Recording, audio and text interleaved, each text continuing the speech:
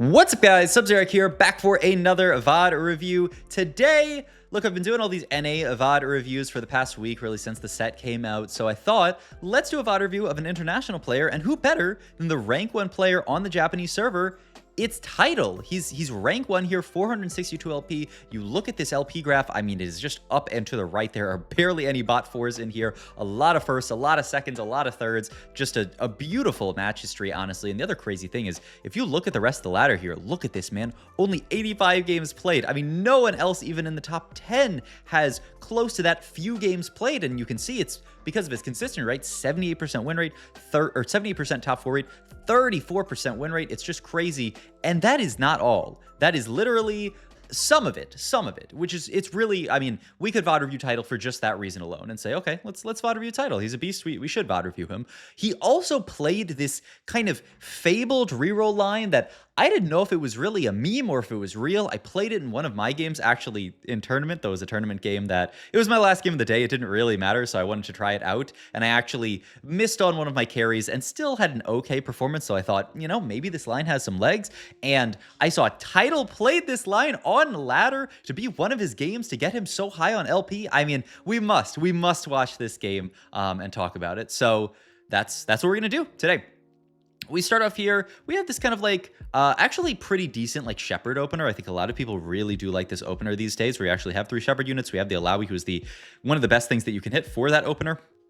That's really, really nice. We have the Vagars as well. So a lot of good stuff going on here. First few augments, I would say nothing to write home about. I mean, Epoch could let you streak. You could make the Sunfire, I guess, and live with it. Just double Sunfire Slam with Sunfire Augment. Probably not. Portable Forge, I think, a nice augment to just give us a little bit of direction here. Sees an Anima Commander player there, and we do grab the Portable Forge here. See some interesting options here. I would probably just grab like Dawn Core here and just play an AP game. That's what I would be thinking this game. But Tidal is not me. Tidal in this spot says, I'm going to take Titanic Hydra here. I am going to essentially open my board, but just play 2 Anima here so I can potentially later get an Anima cash out and say, this is very likely to be an Anima game from this spot. That's what I want to play right here is, you know, go for a decent Anima cash out, which means we need to lost streak here. If you've gotten any time in on this set, you know that you must just full lost streak with Anima, and you can see already him kind of putting down some of these components of this board. This Urgot Aurora combination, which seems very, very strange, but as you fit in these extra units, he's got the Rost in here, interestingly, for now, who, you know, maybe will play there. You can see a lot of easy traits in there, but already, literally from 2, I mean, it's so cool to see. From 2-1, he literally took this artifact, said, I have kind of an Anima opener, and I'm going to angle this line here, which... What is this line exactly? Well, we'll get into it more as we actually get to the board. But the idea is there's actually, you know, some pretty easy synergies between stuff like Urgot and Aurora. Very easy for you to, you know, fit the Mighty Mech in, get the Voyager in there, and then play a few Mighty Mech. It's not actually the like 6 Mighty Mech that you would see, you know, most people playing in spots like these. It's actually usually only a 3 or 4 Mighty Mech setup that ends up getting played. And then you can easily still fit in the stuff that you normally play with this line, stuff like Akali, stuff like Maokai. So it actually fits really, really nicely. It is really nice with artifacts, which, you know, it makes sense that we picked up this artifact already.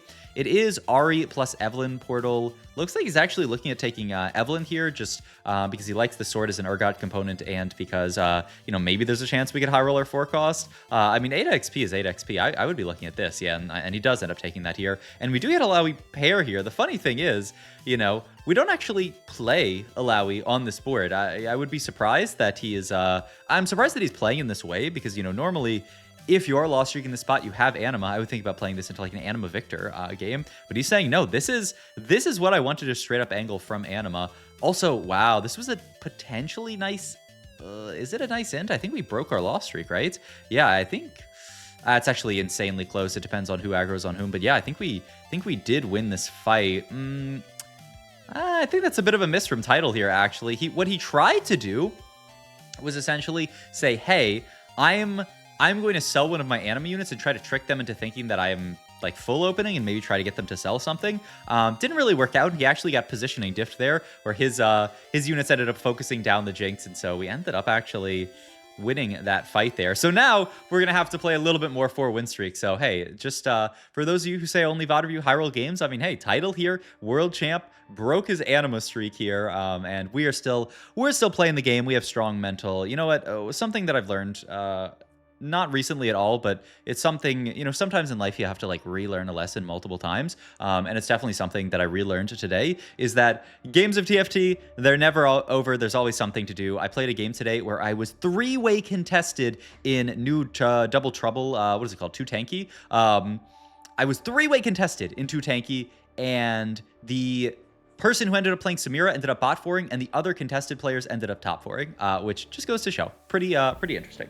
Item slams here, we end up making a Titan Starax here. Now, I first found out about this line when Tex Summers tweeted about it, and Tex actually advocated for more of just a straight up damage build onto Urgot, stuff like Deathblade, Giant Slayer. Looks like Title does prefer more of this like Bruiser style build, especially with the Titanic Hydra, saying, look, if I'm going to get all these extra stats that make Urgot tanky, I might as well play for a tanky Urgot with stuff like Starax. So yeah, that's what we're going to go for here. Ooh, I mean, a trifecta, it works perfectly well in this comp. We'll see if we do end up playing it. We could also just take the econ so that we have enough econ to actually hit the board here. Because yeah, I mean, we are playing some 3 costs. I mean, he's actually, his version there is playing 4, and so yeah, he's gonna say, you know what? Looking at the board here, when we let me have him pull it up again here. Because normally, you know, I didn't think that. I haven't seen people play Rost on this board, but you've just played these 3 guys. But if we're going to play Rost, we do run the risk when taking something like a Trifecta of accidentally having Trifecta miss our units. You know, you have 4 units on the board, Trifecta just hits 3 random ones. So if you have a Trifecta buff onto a Rost that's not even, you know, 3-star potentially, then that'll feel pretty bad. Or even a Maokai, right? It's like the Maokai is sometimes not 3-star on this board. We'll see where we end up as far as our units go. The other thing is just invested here. Really nice to kind of ensure that you hit your board. This is it's an expensive board. It's very inexpensive for a 3-cost reroll board because your 4-cost and your Urgot, you have multiple 2-slot units, right? And so you don't actually have to fill up your entire board, which is nice in many ways. We also do take the broken component one, the one that gives you just a shield on combat start. That one is just a pretty decent cash out here. So we end up not really getting this full nice anima cash out, but an okay enough one that can just go into an off tank, throw that onto Maokai, get a little bit of extra frontline there, and feel good about it. So yeah, this will be our spot here. Getting our free rerolls, feeling fine, I guess. I would say, you know, not super excited, especially because we're getting pretty low here. This is, I will say, this is one thing about VOD reviewing this set, is that we are going to have to kind of like translate these in our heads. But I mean, this is the Ari one that gives you, I believe this is gold. And then if, ooh, actually, this one has a lot of numbers in it. Let me translate this. Okay, it was the gold one. It was the gold. But this is a 2-star 3 cost. He does just take the guaranteed gold. Okay, guaranteed gold is guaranteed gold, and that's the one where, yeah, if you take the gold, if more people take it, then you get more gold. It's what, like 8 gold plus 2? Yeah, and up to 10. Right. Wow, look at this, by the way. Wow, I mean, Okay. So let's look at this turn here. Okay, so a lot of stuff goes on here. First of all, we find this amazing shop here, the Urgot plus the Mighty Mech here. So we say, you know what? I mean, it's go time. Let's pivot into our board here. Let's put the items over onto the Urgot here. Start actually rolling here as well a little bit to try to hit some of our units. At least use our free rolls here. Can roll pretty deep. Just find Fiora as well, which hilariously enough gets Anima back in. I don't know if we're going to play for that forever, but I mean, it's something that we could actually play for now. And so yeah, this is actually going to be his board. Wow, that is a wild board to play, but a nice board that we can play, especially with the Fiora, to potentially, you know, heal up a little bit from our pretty mediocre early game. He is also just going to get Anima out, and he's like, yeah, who really cares about playing Anima on this board? I don't think it's that important. And he is just going to play this board. He is going to do this thing as well that I've theorized a lot. Makes a lot of sense on Urgot. I don't think I've talked about it in a video, but definitely on stream I've talked about this, is just frontlining Urgot, because this Urgot is so beefy, so tanky, and you find a lot of the time, the way Urgot succeeds in this fight is he dashes forward and procs a lot of his shotgun knees, and so that's kind of what you're looking to do with the frontline Urgot. We'll see how long he ends up keeping that there, because I don't think we can keep it there forever. We are just going to roll down to our 80 gold here, and also, yeah, just he loves the Ross. I mean, it's a 5-trait Ross, hilariously enough, on this board, and so yeah, it makes a lot of sense. Also note that it is level 7, So we're only meching the Urgot, using him for 2 slots, but not actually meching the Mighty Mech in this spot here because we don't really have slots for it. So gonna roll down a bit, gonna pick up the Akali here, going to hold the line on this board here, roll a bit deeper, but not too deep. Do I imagine want to make items? No, he's just gonna go full on for the Aurora items and not worry too much about having great Mighty Mech items. And yeah, you can make Steadfast Heart here and, oh, Steadfast Vow, okay. So he is going to make tank items, but not necessarily these kind of like traditional Mighty Mech items like you would see. Wow, this is a crazy setup actually from Tidal. I mean, you love to see it though. Just showcasing a really cool angle into this line. Last augment here. I don't think we need a Apotheotic Forge. It sounds really fun, but I mean, there's probably a few good ones. I don't think there's that many good ones. Excel's is a little awkward to position though, but you might have to take it. Or you could just take Booster Pack to have the gold. He's going to take it. Oh my god. I mean, Soraka's Miracle, right? Yeah, I mean, okay. We just take Soraka's Miracle. It's a tank item. Had we missed on Soraka's Miracle, I don't really know what we would have taken. I guess we would have just hoped that we find that, or we could have taken like Thresh's Lantern, but okay, he grabs it. I mean, it is a great item onto the Mighty Mech here. Mighty Mech so tanky, especially once we will reach that 4 mech, that you definitely feel really nice about taking this. And it's also another thing that can heal us up, right? And our board will be very strong this stage. This is one of the things that blew me away by this board, is just Urgot 2 clears a lot of the time. Urgot 2 with 3 items, especially if you're in the spot here where you have Artifact for him, the guy's just a monster. And so you can very easily get carried this stage just by allowing Urgot 2 to just farm boards that do not have the DPS to just make it through this this front line, and also just the front line to make it through Urgot's DPS. This guy does a lot of damage. I'm interested to see how this fight actually ends up going here with this Akali, just Akali 3 and Briar 3, no Bel'Veth 3 for them just yet, but it's still a pretty upgraded board. It's close. Urgot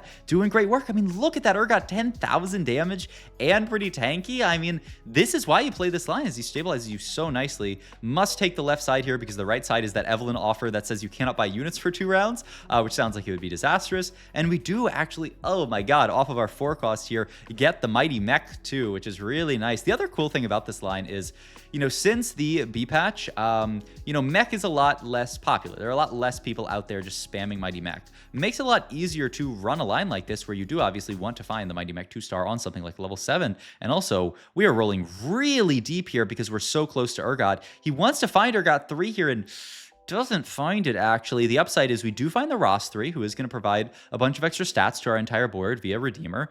So we at least have that, and we are 1 off of the Urgot and a bit off of everything else. But you can see why he rolled so deep. He knows end of stage 4, this is when all these 4-cost boards are going to be spiking. We need to be strong right now. If we are not, we run the risk of falling off a cliff later. And he does finally find the Urgot.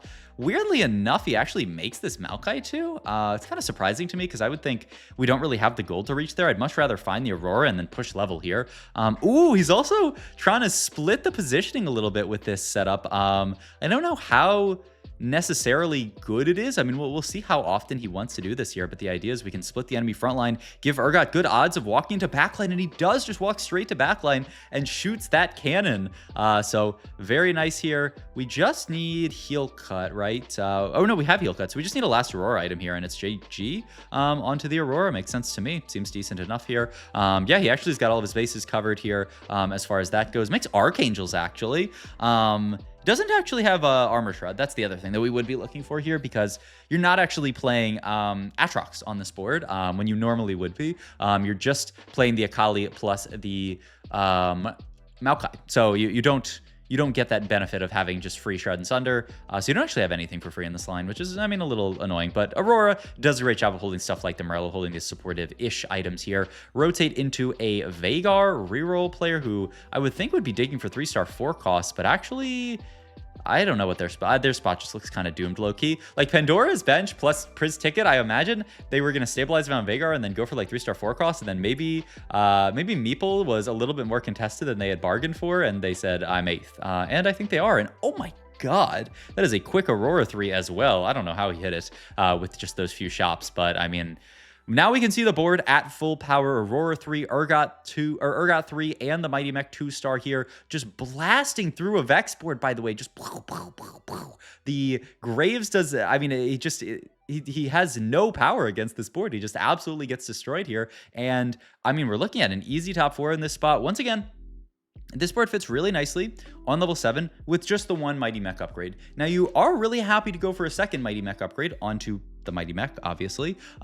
It does give him a little bit of extra damage and obviously the extra tankiness that you get from meching a unit.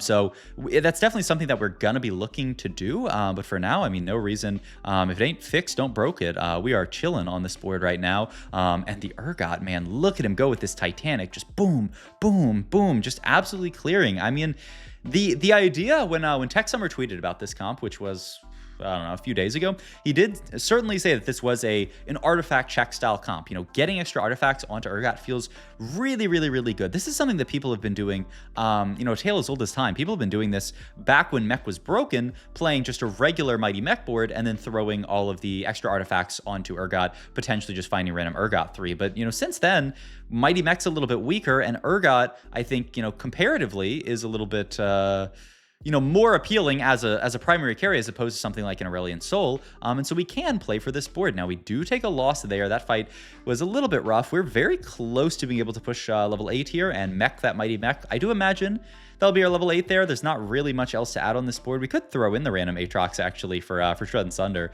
Wouldn't be the worst thing in the world, but I think we will probably just end up Mighty Meching, especially because we don't have an Aatrox here.